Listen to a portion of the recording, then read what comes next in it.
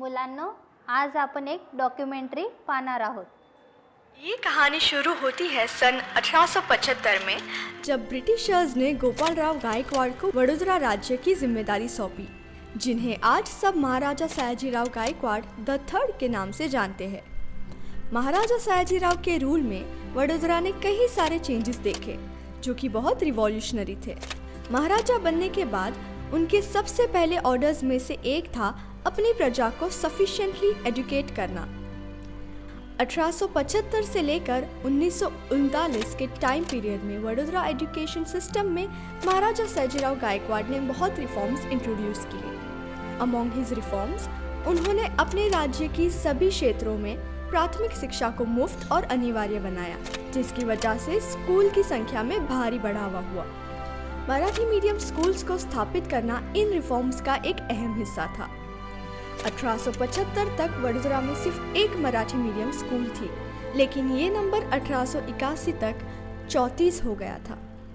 साल 1900 तक वडोदरा में 50 से ज़्यादा मराठी मीडियम स्कूल्स थे, जो बड़े संख्या में मराठी भाषा बोलने वाले स्टूडेंट्स को एजुकेशन प्रोवाइड करते थे। लेकिन जैसे समय बीतता गया, इंग्लिश मीडियम स्कूल्स की संख्या बढ़ती गई और मराठी स्कूल्स धीरे धीरे बंद होने लगी या तो दूसरे वर्नाक्युलर स्कूल्स के साथ मर्ज कर दी गई। जो मराठी मीडियम स्कूल्स का काउंट एक ज़माने में 50 से भी ज़्यादा हुआ करता था, वहाँ आज सिर्फ एक मराठी मीडियम स्कूल बच गई है।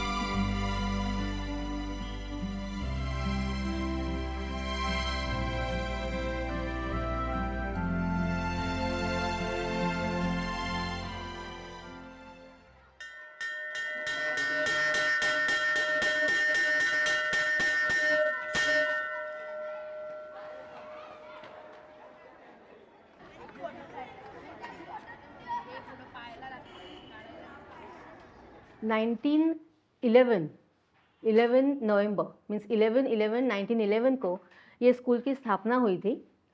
और तब जो भी बुद्धिवादी लोग थे, प्रतिष्ठित लोग थे बड़ौदा में मराठी समाज के, उन्होंने एक साथ मिलके ऐसा तय किया कि हम एक मराठी मीडियम स्कूल यहाँ शुरू करेंगे।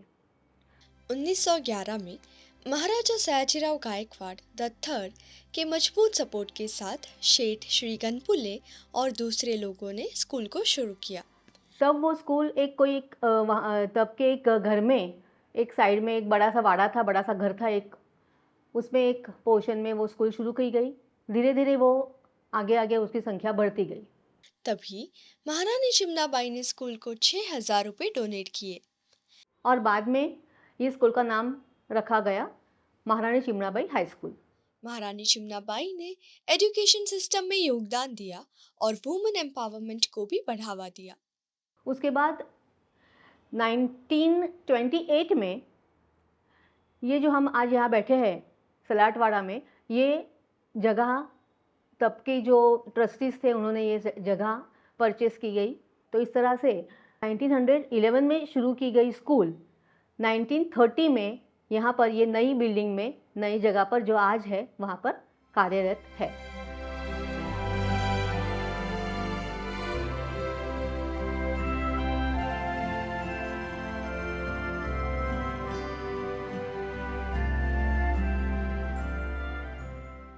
तो महारानी चिमनाबाई ये बहुत ही फेमस स्कूल है वडोदरा में, क्योंकि ये इकलौती मराठी स्कूल है और हमें बहुत ही ज़्यादा प्राउड है कि हम अपनी लैंग्वेज में सीख रहे हैं, कि मराठी में ही हम पढ़ेंगे और मराठी को और आगे बढ़ाएंगे। यहाँ पे मराठी माध्यम की पढ़ाई या सिलेबस जो भी है, अभ्यासक्रम चल रहा है, चलता रहता है। और जो भी स्टूडेंट्स को मटेरियल आता है वो मराठी टेक्स्ट बुक है, सब मराठी में ही होता है। ट्रेडिशनल मराठी मेथड तो अभी तक पूरी सभी स्कूल्स वही फॉलो करती थी, जो बाकी के स्कूल फॉलो करते वही मराठी। लेकिन अभी जो प्लेवे मेथड है ना, बच्चों के लिए या एक्टिविटी बेस्ड है, वो भी हम लोग यहाँ पे इंट्रोड्यूस करते हैं। हम हमारे बच्चों के लिए कंप्यूटर का प्रशिक्षण भी देते हैं और जो नए नए बुक्स आते हैं उसका पढ़ाई में इस्तेमाल करते हैं। ये स्लम एरिया से आते तो उनकी लैंग्वेज इतनी प्रॉपर नहीं है जितनी होनी चाहिए। तो हम लोग लैंग्वेज इनको इम्प्रूव करने के लिए जैसे संस्कृत है, संस्कृत श्लोक पढ़ाते हैं, प्रेयर्स भी संस्कृत में लेते हैं ताकि उनका मराठी क्लियर हो। ओके, उसी में हम बच्चों के साथ अलग अलग एक्टिविटीज़ करते हैं, जैसे अलग अलग हॉबीज़ होते हैं, डिबेट कंपटीशन है, ऐसे कंपटीशन है, गरबा नृत्य है। ये सब कंपटीशन हम स्कूल में ये त्योहार के दौरान करते हैं। कई बार हमारे स्कूल में डांस होता है, तो डांस में भी ज़्यादातर मराठी कल्चर की जो फेमस डांस स्टाइल है लावनी वगैरह, और बहुत ही ज़्यादा साड़ी वगैरह, बहुत ही ज़्यादा मराठी कल्चर को मानते हैं। रोज़ नए नए बातें सीखने को मिलती है, मतलब नई नई एक्टिविटीज़, और जो भी वो फंक्शंस लेते हैं उसमें से कुछ ना कुछ तो सीखने के लिए मिल ही जाता है। मराठी माध्यम है, मतलब ऐसा नहीं है कि हम दूसरी भाषा बोल सकते नहीं, लेकिन गुजरात में रहते हैं तो गुजराती भी आनी चाहिए बच्चों। तो सेकंड लैंग्वेज करके या हम गुजराती का भी सिलेबस, अभ्यासक्रम, टेक्स्ट बुक हमारे बच्चों के लिए हम उनको तैयार करते हैं। और इंग्लिश के लिए, स्पेशली इंग्लिश के लिए कोशिश करते हैं कि ज़्यादा से ज़्यादा हम लोग क्लास में भी इंग्लिश बोले, एटलीस्ट इंग्लिश पीरियड में, ताकि वो समझ पाए कि इंग्लिश कैसे बोलना है। महारानी चिमनाबाई हाई स्कूल में इंग्लिश मीडियम स्कूल्स की तरह ही कई सारी फैसिलिटीज हुआ करती थी, लेकिन स्टूडेंट्स की स्ट्रेंथ और उनकी फीस कम होने की वजह से स्कूल में मेंटेनेंस फंडिंग की कमी होती गई, और इसी वजह से स्कूल चाहते हुए भी डेवलपमेंट नहीं कर पा रहा। જેને પોસાતું ના હોય ભણતર જે ફેમિલીને, એવા જ મેજોરિટી ફેમિલીના છોકરાઓ અમારી સ્કૂલમાં આવે છે. એટલે અમારી સ્કૂલમાં ફી એકદમ નોમિનલ છે. જેવી રીતે કે અમારી સ્કૂલની ફી જે 9 થી 11 12ની એ આખા વર્ષની ફી 1500 થી 1600 રૂપિયા છે.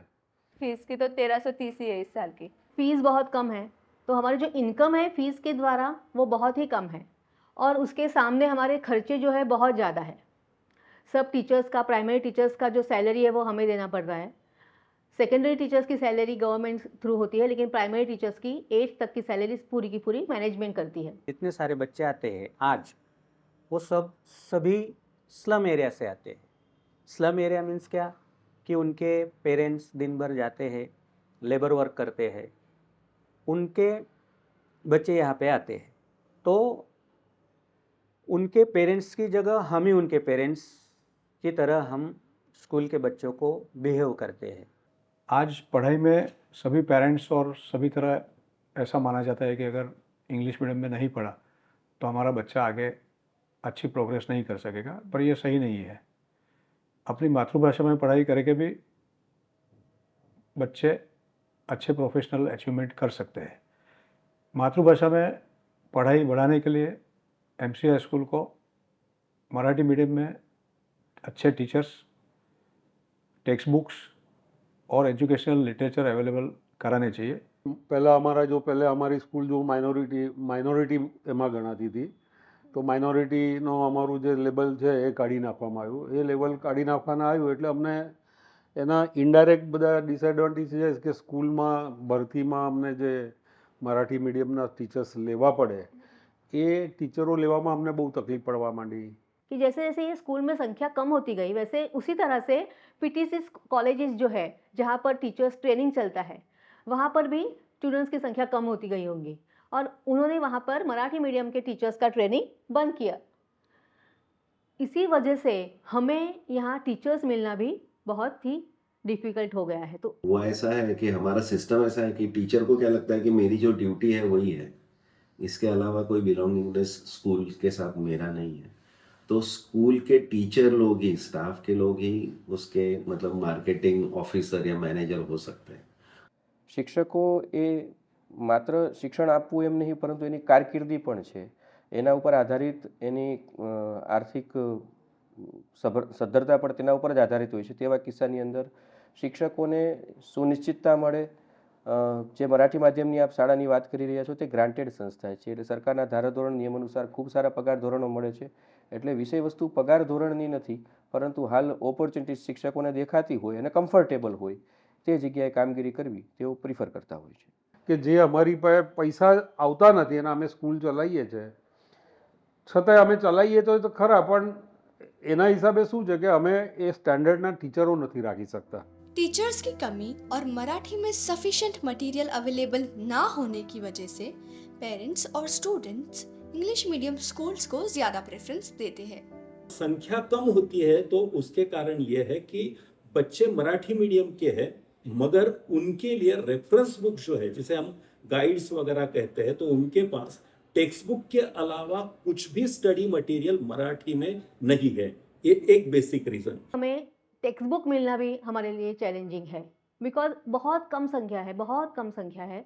तो उसके लिए गांधीनगर से यहाँ पर टेक्स्ट बुक अवेलेबल करना ये भी हमारे लिए डिफ़िकल्ट है. तो हम हमारे खर्चे से गांधीनगर से टेक्स्ट बुक यहाँ लाते हैं और बच्चों को डिस्ट्रीब्यूट करते हैं. 1991 में जब यहाँ ग्लोबलाइजेशन शुरू हुआ, उसके बाद का ये इफेक्ट है.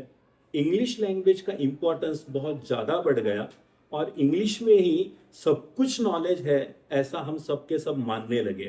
આજકાલ જે જરા કે સારા ફાઇનાન્શિયલ પોઝિશનમાં હોય, દે ઓલવેઝ પ્રિફર કે એ લોકો એમના છોકરાઓને ઇંગ્લિશ મીડિયમમાં ભણાવે છે. સાથે સાથે મરાઠી માધ્યમના પરિવારો ઓછા રહેતા હોય અથવા મરાઠી માધ્યમના પરિવારો રહેતા હોય, પરંતુ તેમના બાળકોને અન્ય રાજ્યોમાં પ્રવાસ કે ગમે તે રહેતું હોય એવા આશયથી એ લોકો કદાચ મરાઠી માધ્યમના બદલે અંગ્રેજી માધ્યમ પસંદ કર્યું હોય કે જેથી કોઈ પણ રાજ્યમાં જાય તો એમને આદાન પ્રદાનમાં સરળતા રહે, તેવું બની શકે. लेकिन क्योंकि हमारा हायर एजुकेशन हमने पूरा इंग्लिश में करके रखा है, तो तब जाके ऐसा भी होता है, कई बार ऐसा फील होता है हमें कि हम हायर एजुकेशन में जाते ही वो वर्नाक्युलर लैंग्वेज क्या काम आ रहा है, कुछ भी तो नहीं काम आ रहा है. बाल मंदिर जहाँ शुरुआत होती है स्कूल की, तो गुजराती बाल मंदिर है. इंग्लिश मीडियम के लिए तो हर जगह पे स्कूल है, मगर मराठी बाल मंदिर कहीं भी नहीं है. तो इसलिए जहाँ एक सोर्स होता है, अगर अगर बंद हो गया तो मराठी मीडियम में बच्चे आना करीब करीब नामुमकिन हो जाता है. अभी भी स्कूल चालू है, लेकिन अभी प्रेजेंट सिचुएशन ऐसी है जो हमारा चिंता का विषय है कि बच्चे अभी जाते नहीं वर्नाक्युलर में, तो पॉपुलेशन वहाँ भी बहुत मतलब डिग्रेड हो गया है. अभी पूरे कुछ स्कूल की पॉपुलेशन 225 के करीब है, तो धीरे धीरे वो स्कूल अभी बंद होने की कगार पर खड़ा है. एक टाइम था जब महारानी चिमनाबाई हाई स्कूल का नाम बहुत ही प्रख्यात था, लेकिन आज के समय में महारानी चिमनाबाई हाई स्कूल वडोदरा में एकमात्र ऑपरेशनल मराठी स्कूल है. આ લાસ્ટ જે સ્પેલમાં અમારું જે છે આખા વડોદરા ડિસ્ટ્રિક્ટ ગણો કે સાઉથમાં સુરતથી માંડીને ઓનવર્ડ આખું નોર્થમાં અમારી એક જ મરાઠી મીડિયમ છે. आज तक तो एक काइंड ऑफ रैट रेस है, हर एक को इंग्लिश मीडियम में ही पढ़ना है, क्योंकि 12th स्टैंडर्ड के बाद तो सब कुछ इंग्लिश में है. तो इसलिए गुजराती मीडियम में क्यों पढ़े, या मराठी मीडियम में क्यों पढ़े, या हिंदी मीडियम में क्यों पढ़े, ऐसा लगता है. स्टूडेंट्स का काउंट भी धीरे धीरे कम होता जा रहा है. इसके बावजूद मैनेजमेंट और टीचर्स पूरी कोशिश करते हैं कि बच्चों को किसी भी प्रकार की कमी महसूस ना हो. हमारे जो टीचर्स हैं वो हमें बहुत ही ज़्यादा मोटिवेट करते हैं वगैरह, तो उसकी वजह से आगे कभी भी कुछ भी हो तो हमें किसी भी सब टाइप की हमें हो जाती है, एक्सपीरियंस आ जाते हैं कि किसी से बोलना हो वगैरह, कुछ भी हो. जो भी सर नहीं तो मैडम आते हैं वो हमें अच्छी बातें ही सिखाते हैं. मतलब ये करना चाहिए, हमारी हैंड राइटिंग बिगड़ रही है तो हमें बोलेंगे कि हैंड राइटिंग अच्छी निकालो, ज़्यादा ध्यान दो, जो सब्जेक्ट आपको नहीं आ रहा है उससे में ज़्यादा ध्यान दो और पढ़ो. स्कूल के ट्रस्टीज अपना पूरा प्रयत्न कर रहे हैं स्कूल को वेल फैसिलिटेटेड रखने के लिए. स्टूडेंट्स को बुक्स स्कूल से फ्री में प्रोवाइड की जाती है ट्रस्टीज की वजह से. उनके पेरेंट्स की जगह हम ही उनके पेरेंट्स की तरह हम स्कूल के बच्चों को बिहेव करते हैं. मतलब उनको जो भी चाहिए, टेक्स्ट बुक है, नोटबुक है, सब स्टेशनरी हम प्रोवाइड करते हैं. और सभी जगह पे उनको मोटिवेट करते रहते हैं कि स्कूल का रिज़ल्ट अब कैसे हो, उनको उनके लाइफ में कुछ भी प्रॉब्लम्स हो वो प्रॉब्लम सॉल्व करने का काम हम करते हैं और बच्चे भी करते हैं. स्कूल में पढ़े हुए 50% से ज्यादा लोग आज अब्रॉड में एक अच्छी पोजीशन पर है. यहाँ से पास्ड आउट कुछ अलमनाई यहाँ इंडिया में भी प्रतिष्ठित स्थान पर है. मैं हमेशा शिक्षकों को मान देना, ये आजकल क्योंकि एजुकेशन की हम लोग बात कर रहे हैं तो ये नहीं रहा है।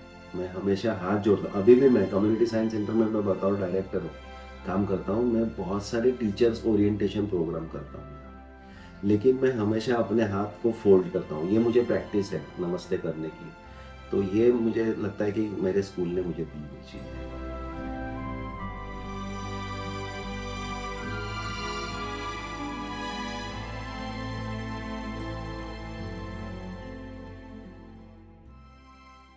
અમારી સ્કૂલનો પ્રોબ્લેમ શું છે કે અમે નોમિનલ ફી લઈએ છીએ એટલે અમને CSR ફંડ નથી મળતો.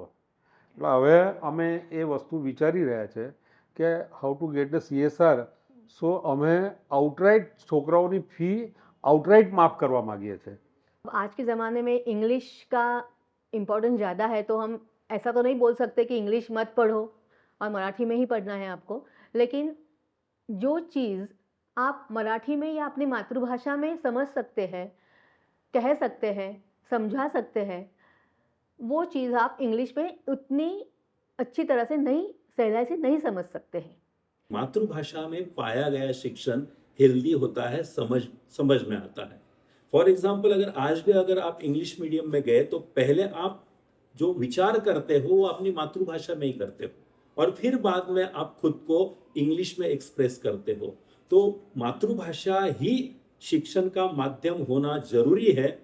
અમે વિચારી રહ્યા છે કે સ્કૂલના વિદ્યાર્થી આટલી ઓછી ફી જે ઘટે છે એનું કારણ એમને ફી નથી પોસાતી, તો સ્કૂલ 100% ફી વગર કેવી રીતે ચલાવી એ અમારો એક ટાર્ગેટ છે અને અમે એમાંય વિચારી રહ્યા છે. એટલે સ્કૂલ બંધ થવાનો કોઈ સ્કોપ નથી. આ સ્કૂલ ચાલશે અને કાયમ ચાલશે, એમાં કોઈ બેમત નથી. इतनी सारी इंग्लिश मीडियम स्कूल्स का कंपटीशन होने के बावजूद महारानी चिमनाबाई हाई स्कूल आज भी टिकी हुई है और इसके पीछे का मुख्य कारण स्कूल के ट्रस्टीज, टीचर्स, पेरेंट्स और स्टूडेंट्स का सहयोग ही है। महाराष्ट्रियन कम्युनिटी के मेंबर्स का सहकार इस स्कूल को चलती रखने के लिए बेहद महत्वपूर्ण है।